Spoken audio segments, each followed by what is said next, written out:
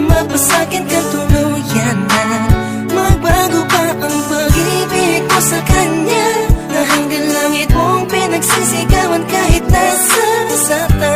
Akong paulit-ulit lang ang pangyayari.